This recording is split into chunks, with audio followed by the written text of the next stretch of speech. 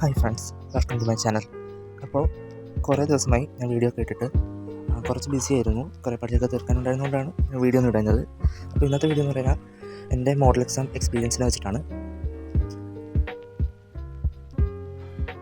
അപ്പോൾ ഞാൻ ആദ്യമായി എനിക്ക് കഴിഞ്ഞ കമ്പ്യൂട്ടർ എക്സാമിൻ്റെ റിവ്യൂ ആണ്. ഞാനതിൻ്റെ റിവ്യൂ ആയിട്ട് ഞാൻ ഷോർട്സ് വീഡിയോ ഇട്ടില്ലായിരുന്നു. ഞാൻ കുറച്ച് തിരക്കായതുകൊണ്ടാണ് ഇടുന്നത്. അപ്പോൾ ക്വസ്റ്റ്യനൊക്കെ കുഴപ്പമില്ലായിരുന്നു, പക്ഷേ ഞാൻ അധികം പഠിക്കാനാണ് ഞാൻ പോയത്.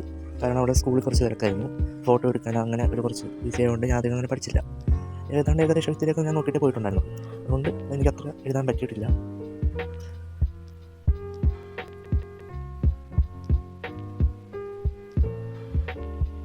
അടുത്തത് കെമിസ്ട്രിയാണ്. കെമിസ്ട്രിയുടെ കാര്യം പറയാനാണെങ്കിൽ അതും ആവറേജ് ലെവൽ ക്വസ്റ്റ്യൻസ് ആയിരുന്നു. വലിയ പാടൊന്നുമില്ല, എല്ലാം ഡയറക്റ്റ് ക്വസ്റ്റ്യൻസ് ആയിരുന്നു. പക്ഷേ ഞാൻ കുറേ എഴുതി തെറ്റിച്ചിട്ടുണ്ട്. എനിക്ക് കുറേ ഇക്വേഷൻസൊക്കെ തിരിഞ്ഞു പോയി. അങ്ങനെയുള്ളൊരു മിസ്റ്റേക്കാണ് എനിക്ക് പറ്റിയത്. അപ്പോൾ ട്യൂഷൻ പോയി എഴുതിയ ആൻസേഴ്സാണ് ക്വസ്റ്റ്യൻ പേപ്പറിൽ കാണുന്നത്, അല്ലാതെ ഞാൻ എഴുതിയതല്ല.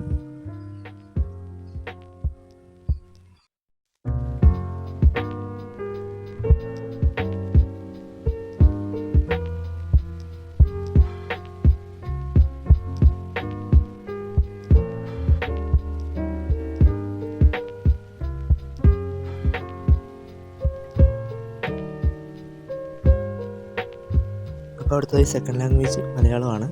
മലയാളത്തിൻ്റെ ക്വസ്റ്റ്യൻസും ഏകദേശം സിമ്പിളായിരുന്നു. എനിക്ക് അക്ഷരത്തെറ്റിനാണ് മെയിനായിട്ട് മാർക്ക് പോയത്.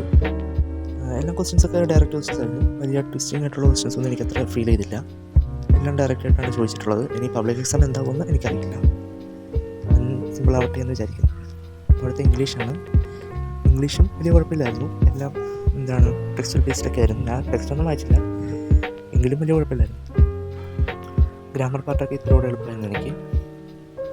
പിന്നെ എഡിറ്റിംഗ് ആണ് എനിക്ക് ഇത്തിലൂടെ തെറ്റിപ്പോയി. എനിക്കത് ഫുള്ള് തെറ്റിപ്പോയി. അടുത്തത് മാത്സാണ്. മാത്സും വലിയ കുഴപ്പമില്ലായിരുന്നു. മാത്സിലും ക്രിസ്മസ് എക്സാം പോലെ അത്ര പാടുള്ള ക്വസ്റ്റ്യൻസ് ഒന്നും ഇല്ലായിരുന്നു. പക്ഷേ ഞാൻ എഴുതിയപ്പോൾ എനിക്കും കുറേ തെറ്റി വന്നു. അത്രയുള്ളൊരു മിസ്റ്റേക്കാണ് എനിക്ക് പറ്റിയത്. അപ്പോൾ ആൻസറൊന്നും എനിക്ക് വലുതായിട്ട് കിട്ടിയില്ല. ഞാൻ ഡിഫറൻഷ്യൽ ഇക്വേഷനൊന്നും വലുതായിട്ട് ഞാൻ നോക്കിയിട്ടുണ്ടായിരുന്നില്ല. പബ്ലിക് എക്സാമിന് അതൊക്കെ നോക്കി പോകണമെന്നാണ് വിചാരിക്കുന്നത്, എല്ലാം കവർ ചെയ്യണം. പിന്നെ ഫിസിക്സിൻ്റെ ക്വസ്റ്റ്യൻ പേപ്പർ എനിക്ക് എൻ്റെ കയ്യിൽ നിന്ന് മിസ്സായിപ്പോയി. അതിൻ്റെ റിവ്യൂ ഞാൻ ആൻസർ ഷീറ്റിൽ കൂടെ കാണിച്ചു തരും. അപ്പോൾ ഇതാണ് എനിക്ക് കിട്ടിയ ആൻസർ ഷീറ്റ്. ആദ്യം തന്നെ മാത്സാണ് കാണിക്കുന്നത്. മാത്സിന് എനിക്ക് 43 മാർക്കാണ്. പ്രീ മോഡലിന് എനിക്ക് സെയിം മാർക്ക് തന്നെയാണ്.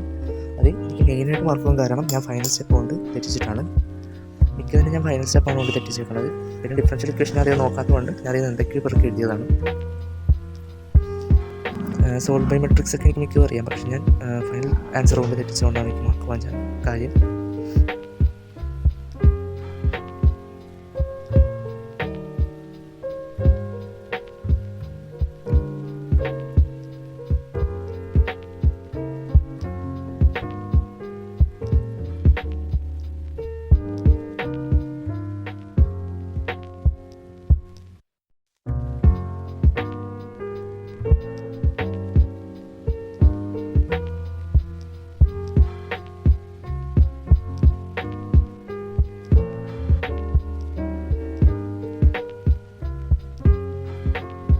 അടുത്തത് ഫിസിക്സാണ്.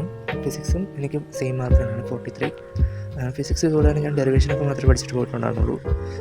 ഇക്വേഷൻസ് മിക്കതൊക്കെ ഞാൻ മറന്നുപോയി എക്സാം കൂടി വെച്ച്. പിന്നെ 1 വേർഡ്സ് വലിയ കുഴപ്പമില്ലായിരുന്നു എനിക്ക്.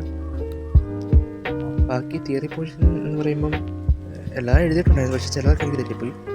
ബാക്കി ഡെറിവേഷൻ ടൈപ്പൊക്കെ ഞാൻ കുഴപ്പമില്ലാതൊക്കെ എഴുതിയിട്ടുണ്ട്.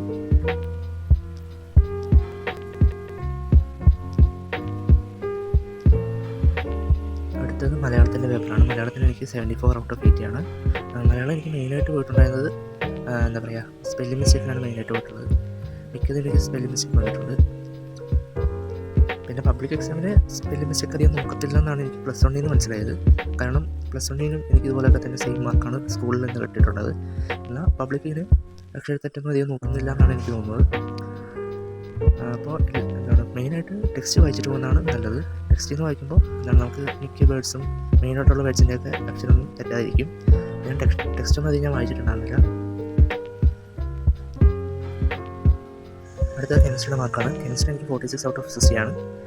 മാർക്ക് ആദ്യം എനിക്ക് 36 ആയിരുന്നു ഇട്ടത്. എന്നാൽ എനിക്ക് 10 മാർക്ക് ഒരു പേജ് ടീച്ചർ നോക്കിയിട്ടുണ്ടായിരുന്നില്ല. അപ്പം മാർക്ക് ആഡ് ചെയ്ത് കിട്ടി. അപ്പോൾ എനിക്ക് മെയിനായിട്ട് ഈ ഇക്വേഷൻ ആണ് മാർക്ക് കിട്ടാൻ പോയത്. ക്വസ്റ്റ്യൻസ് മിക്കതിൻ്റെയൊക്കെ ഞാൻ മറന്നുപോയി. അതാണ് എനിക്ക് മെയിനായിട്ട് പറ്റിപ്പോയത്. സർവർ തെറ്റാണ് ഈ ക്വസ്റ്റ്യൻസിൽ പോയത്. അടുത്തത് ഇംഗ്ലീഷാണ്. ഇംഗ്ലീഷ് എനിക്ക് 70 ഔട്ട് ഓഫ് 80 ആണ്.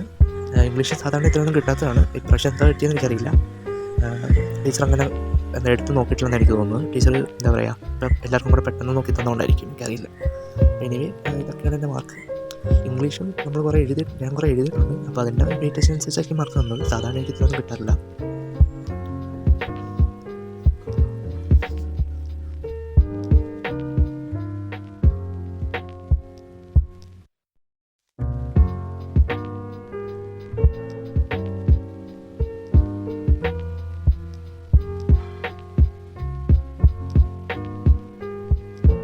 അപ്പോൾ ഗൈസ് ഇത്രയൊക്കെ ഉള്ളൂ. ഇപ്പോൾ മോഡൽ എക്സാമിൻ്റെ ക്വസ്റ്റ്യൻ പേപ്പർ അനാലിസിസ് ചെയ്യുമ്പോൾ മിക്കതിൻ്റെയും ക്വസ്റ്റ്യൻസൊക്കെ സിമ്പിളായിരുന്നു. അപ്പോൾ പബ്ലിക്കിന് എന്താവുമെന്ന് എനിക്കറിയില്ല.